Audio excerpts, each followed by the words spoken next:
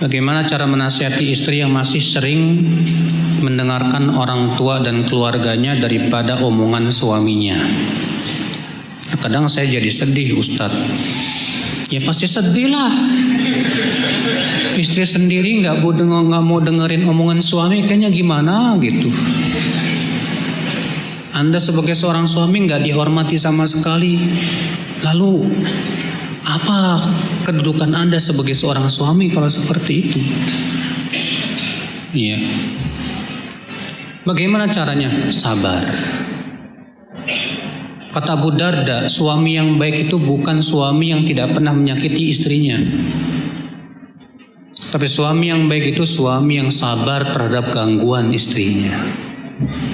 Kalau yang nggak pernah menyakiti istrinya banyak, Pak. Yang sabar menghadapi gangguan istri yang itu susah, jarang banget.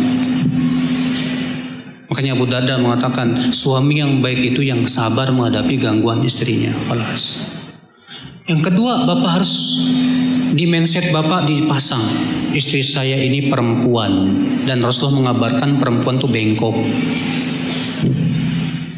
Kata Rasulullah SAW apa? Istausu bin nisa'i khairan fa innahunna khuliqna min dhila.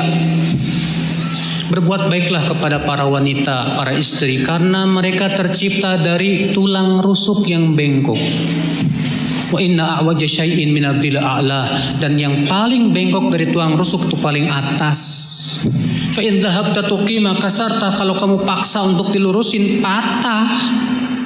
Fa in taraktaha, kalau kamu biarkan lam tazal a'waj, tetap saja bengkok. Caranya menghadapi tulang yang bengkok bagaimana kata Rasulullah? Istausu bin nisa'i khaira. Berbuat baiklah kepada dia. Berbuat baik. Iya. Gimana dong caranya? Berbuat baik sama mertua, berbuat baik sama keluarganya. Masya Allah, suami saya Masya Allah kok baik banget sih sama keluarga saya. Buktikan bahwa kamu memang berbuat baik, betul. Insya Allah kalau kamu sudah berbuat baik sama keluarga kamu, keluarga istri kamu, kamu akan didengar, Pak. Iya, biidznillah.